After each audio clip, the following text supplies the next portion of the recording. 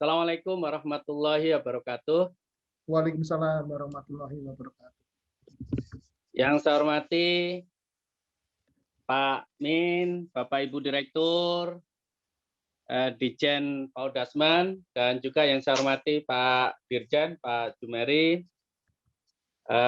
Bapak Ibu dari Dinas Pendidikan dan Olahraga Kabupaten Gunung Kidul, Daerah Istimewa Yogyakarta, seluruh pimpinan, staf di LPMP Yogyakarta dan juga BP PAUD, dan tidak lupa yang saya muliakan dan saya banggakan, Bapak Ibu peserta seri webinar pagi hari ini, para kepala sekolah, pengawas, dan mungkin ada juga Bapak Ibu guru. Sungguh satu hal yang luar biasa bisa bergabung dalam forum yang sangat besar ini, dan saya menyampaikan terima kasih atas kegotong royongan yang dilakukan untuk menjalankan program sekolah penggerak. Saya nanti akan dibantu oleh Pak Dr. Sigit Wibowo dan juga Kang Suyana untuk menyampaikan materi GTK 1 dan GTK 2 dan termasuk nanti di dalam session tanya jawabnya. Dan saya akan menyampaikan paparan terkait dengan mekanisme seleksi program penggerak. Hanya dua hal yang jadi concern saya, karena tadi sudah disampaikan oleh Pak Kepala LPMP, apa itu program sekolah penggerak, dan bagaimana skenario ke depannya itu semua sudah sangat clear saya kira. Dan bahan paparan ini nanti saya kira bisa diakses oleh Bapak Ibu sekalian, sehingga nanti kalau ada penjelasan saya yang belum terpahami sekarang ini mungkin Bapak Ibu bisa pelajari. Saya hanya ingin fokuskan pada dua hal. Satu, untuk menjadi sekolah penggerak, maka perlu dilakukan seleksi. Dan yang akan diseleksi itu adalah Bapak Ibu kepala sekolah tersebut. Gitu. Jadi benar yang disampaikan Pak Min, nggak usah berpikir keadaan sekolah Bapak Ibu sekarang ini seperti apa. Itu nggak jadi kriteria. Tapi yang akan dilihat dengan kriteria tertentu itu justru performance Bapak Ibu kepala sekolah. Yang kedua, nanti kalau sudah terpilih, Bapak nggak usah takut. Bapak Ibu akan dilatih, Bapak Ibu akan didampingi, bahkan pendampingannya itu sampai 3 tahun. Jadi Bapak dan Ibu nggak akan dibiarkan untuk berjalan sendiri. Nah itu yang akan saya sampaikan, dan slide-nya ada 15 atau 16 slide, tapi poinnya hanya 2 itu. Nah yang pertama ini prosesnya nanti Bapak Ibu, setelah nanti Bapak Ibu registrasi di laman sekolah.penggerak.kemdikbud.go.id yang nomor 3 itu 1, 2 Bapak Ibu nggak usah pikirkan karena itu sudah berlalu. Nah, yang nomor 3 itu nanti setelah Bapak Ibu registrasi maka akan diseleksi. Ada seleksi tahap 1. Kemudian lolos dari seleksi tahap 1 akan dilakukan seleksi tahap 2. Nah, mungkin Bapak Ibu nanya-nanya, kepala sekolah kok diseleksi simulasi mengajar? Ya, ini karena memang Bapak dan Ibu ini kan dipilih untuk menjadi pemimpin pembelajaran. Nah, jadi kita ingin yang terpilih ini adalah orang-orang yang secara pedagogik sangat baik, mampu melakukan pendampingan kepada guru-gurunya kalau punya persoalan pembelajaran di kelas, ya, bisa melakukan supervisi, assessment, dan sebagainya. Nanti seleksi tahap 2 dilakukan. Nah, lalu ada penentuan. Siapa yang akan menentukan? Nanti kami berdua, pusat dan daerah. Nah, pusat nanti ada unsur Paudasmen, ada unsur GTK.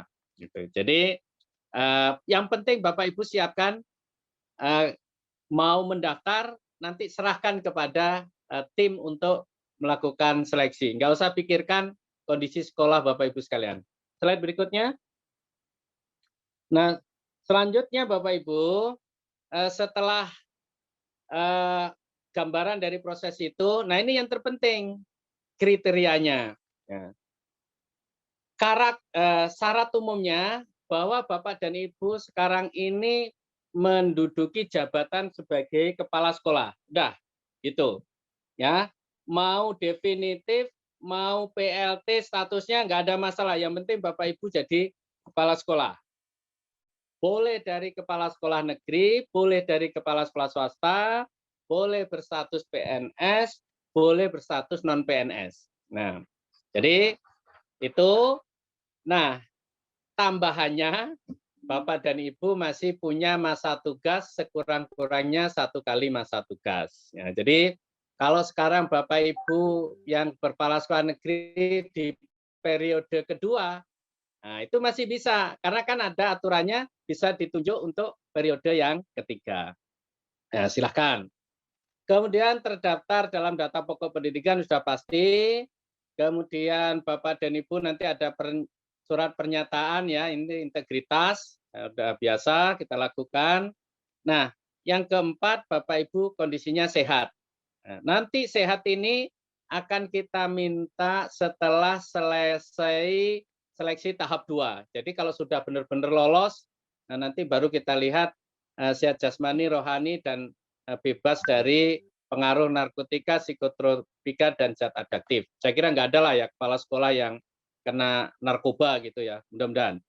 Nah, yang kelima, tidak sedang menjalani hukuman disiplin ya, tidak menjadi terdakwa atau sedang ditahan, atau juga tidak sedang menjalani proses hukum sebagai tersangka.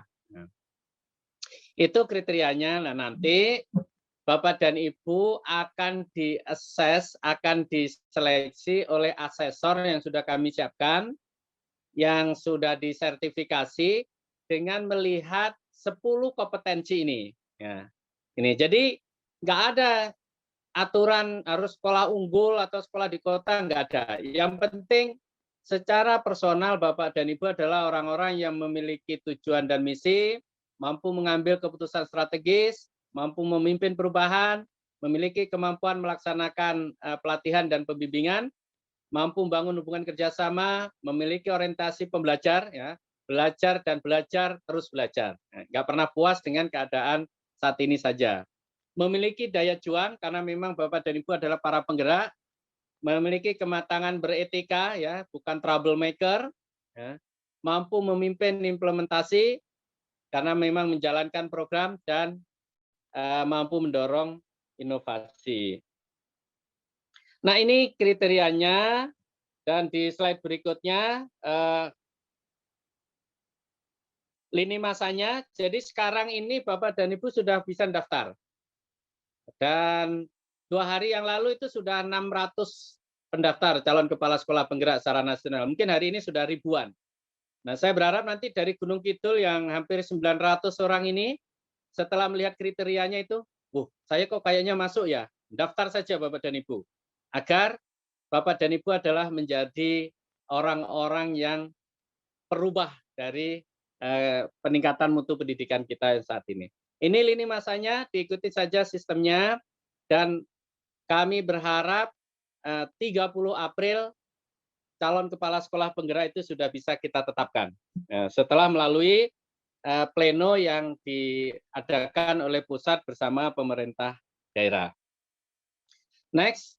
Nah, ini gambaran untuk yang akan diseleksi nanti secara detail Kang Suyana ini akan menjabarkan bagaimana nanti mengikuti dalam portal yang sudah disiapkan di laman sekolah penggerak ini. Bapak dan Ibu mengisi biodata, ceritakan pengalaman 3-5 tahun terakhir, ya, pernah ikuti pelatihan apa, berorganisasinya seperti apa, kemudian apa pernah menjalankan program lintas organisasi, prestasi-prestasi yang diraih. Nah, gambarkan itu semuanya di dalam CV, lalu nanti ada satu essay yang Bapak Ibu harus jawab, dan tidak perlu belajar secara khusus karena memang ini bukan tes akademik. Ya. Nah, setelah itu nanti Bapak dan Ibu akan mengikuti tes bakat skolastik. Inilah seleksi di tahap 1, dan nanti sekali lagi tim penilai akan melakukan penilaian dan akan dipilih berapa yang untuk lolos di tahap yang kedua. Nah, untuk diseleksi di tahap kedua ini, Bapak dan Ibu harus menyiapkan sebuah video yang menggambarkan simulasi mengajar, karena ini memang dilakukan secara daring. Kemudian Bapak dan Ibu karena harus membuat simulasi mengajar, maka harus membuat RPP yang simpel saja, orang seperti kebijakan Mas Menteri ya, nggak perlu berpuluh-puluh lembar. Kemudian Bapak dan Ibu merekam ya, memvideokan simulasi mengajarnya selama 10 menit itu, dan nanti asesor akan menilai itu. Nah, selanjutnya akan dilakukan wawancara dan setiap kandidat akan diwawancara oleh 2 orang dengan durasi waktu 60 menit dilakukan oleh 2 orang itu. Agar benar-benar 10 kriteria yang tadi kriteria khusus itu bisa digali dari Bapak Ibu sekalian. Nah, setelah nanti ditetapkan untuk di Gunung Kidul tadi sudah disampaikan oleh perwakilan dari Bu Bupati, ada berapa 30 berapa sekolah. Nah, nanti kami akan undang kepala sekolah terpilih untuk mengikuti pelatihan sekolah penggerak. Slide berikutnya, kami sudah siapkan instruktur, kami sudah siapkan modul pelatihan, dan nanti Bapak dan Ibu akan dilatih selama 70 jam pelajaran. Nah, ini karena kondisinya masih pandemi COVID, nanti pelatihannya secara online, dan setelah pelatihan 70 jam pelajaran itu, maka Bapak dan Ibu lalu menjalankan, dan kami sudah siapkan pelatih ahli untuk mendampingi Bapak Ibu sekalian. Nah, karena sekolahnya Bapak Ibu terpilih, maka ada dua pihak yang akan Bapak Ibu bawa. Satu adalah pengawas, ya, siapapun pengawasnya, kalau dia bertugas menjadi pengawas di sekolah yang terpilih sebagai sekolah penggerak, maka dia akan menjadi sasaran dari program ini. Jadi dia akan dilatih. Dan termasuk juga gurunya. Nah, semua guru nanti akan dilatih dengan 2 model pelatihan. Ada yang pelatihan terpusat nasional dan ada yang in-house training. Jadi nanti ada perwakilan dari setiap sekolah. Untuk SD misalkan 1 orang mewakili kelas rendah, 1 orang mewakili kelas tinggi. Untuk SMP nanti berbasis mapel. Nah, sisa dari guru yang tidak terlatih secara nasional maka akan dilatih oleh kepala sekolah, oleh pengawas, oleh perwakilan guru yang terpanggil mengikuti pelatihan di tingkat nasional. Nah, itu yang disebut dengan komite pembelajaran. Nah, selama proses menjalankan yang selama 3 tahun itu, maka ada coaching yang akan dilakukan oleh pelatih ahli. Sehingga itulah gambaran secara umumnya ya, dari 1, 2, 3 yang di bawah itu, maka kita berharap nanti seluruh kepala sekolah penggerak itu menjadi pimpinan yang bisa membuat perencanaan sekolah berdasarkan data raport pendidikan. Slide berikutnya. Nah, ini gambaran pelatihan untuk gurunya. Nah, jadi di yang nomor 1 itu kami yang di pusat menyiapkan instruktur nasional, kemudian instruktur nasional itu melatih guru yang terpilih menjadi perwakilan dari setiap sekolah penggerak. Nah, berikutnya dilakukan pendampingan oleh pelatih ahli kepada komite pembelajaran. Yaitu komite pembelajaran ini adalah orang-orang yang dilatih di tingkat nasional ya Bapak dan Ibu. Dan kemudian komite pembelajaran melakukan in-house training. Slide berikutnya. Nah, bagaimana kemudian aktivitas lain yang juga harus dilakukan? Nah, ini ada pengembangan kompetensi guru melalui komunitas praktisi. Nah, ini setiap bulan akan ada aktivitas-aktivitas yang menjadikan bahwa guru itu akan terus belajar dan belajar. Misalkan dengan kepala sekolah dalam 1 bulan itu harus menyediakan waktu 8 jam pembelajaran untuk bisa membina atau melakukan aktivitas pembelajaran bersama para guru di sekolahnya. Kemudian komite pembelajaran inilah yang akan mengorganisasi pelaksanaan komunitas praktisi. Ini siapa komunitas praktisi ini? Ya bisa MGMP, bisa KKG, MKKS gitu ya. Dan kalau belum ada, maka itu bisa diinisiatif untuk dibentuk. Dan kemudian pelatih ahlilah yang akan dengan setia untuk mendampingi Bapak Ibu kepala sekolah. Nah, berikutnya yang juga menjadi penting di dalam pelaksanaan program sekolah penggerak ini adalah pengembangan penerapan pembelajaran dengan paradigma yang baru, di mana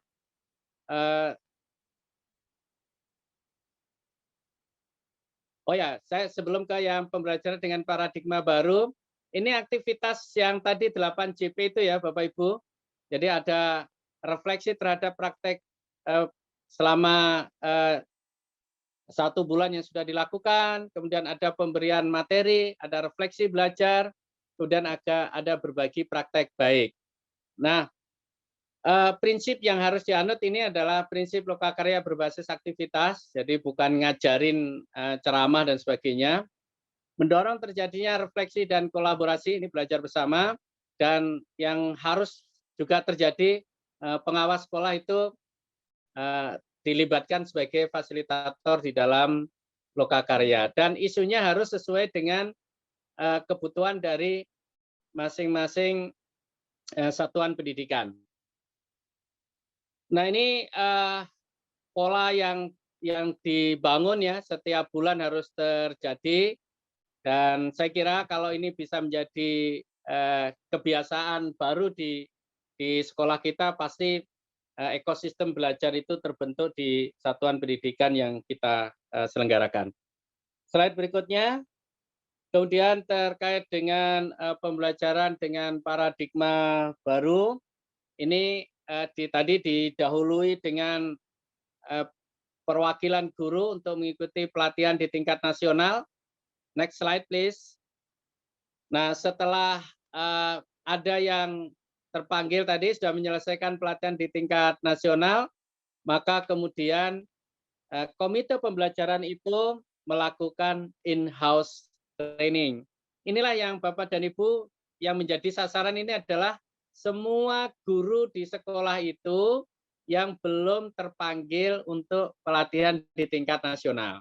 Nah, jadi saya kira dengan program sekolah penggerak ini tidak ada lagi guru yang tidak berkesempatan mendapatkan pelatihan. Hanya bedanya yang terpanggil di tingkat nasional, dia akan menjadi narasumber untuk pelatihan di in-house training. Kemudian dukungan teknologi juga akan diterapkan, platform saya kira tadi Pak Min sudah banyak jelaskan. Kemudian slide berikutnya, kira-kira nanti butuh waktu yang banyak nggak ya untuk menjadi kepala sekolah penggerak gitu? Jangan-jangan nanti udah nggak bisa berbuat yang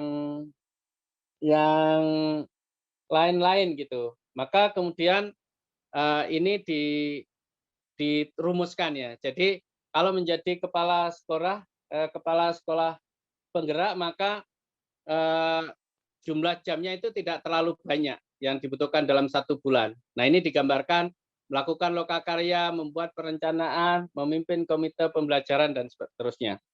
Lalu bagaimana guru akan belajar dan bekerja di sekolah penggerak? Nah, ini kalau tadi itu unsur kepala sekolahnya, maka ini kemudian unsur gurunya. Nah itu hanya melakukan 4 jam, next slide, untuk hadir dan terlibat dalam komunitas praktisi di sekolah, kemudian membuat perencanaan, mengikuti coaching, dan seterusnya. Itu total jamnya sebulan minimal ya, kira-kira 10 jam lah dialokasikan untuk sekolah penggerak. Dan yang terakhir, ini apa sih keuntungan menjadi kepala sekolah penggerak gitu ya?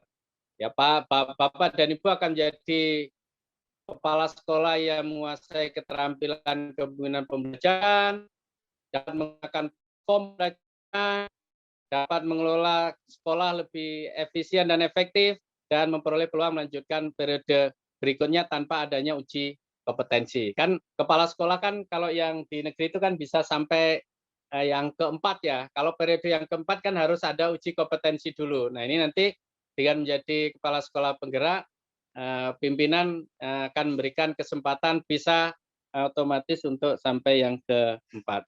Saya kira itu, dan untuk lebih memperkuat berikut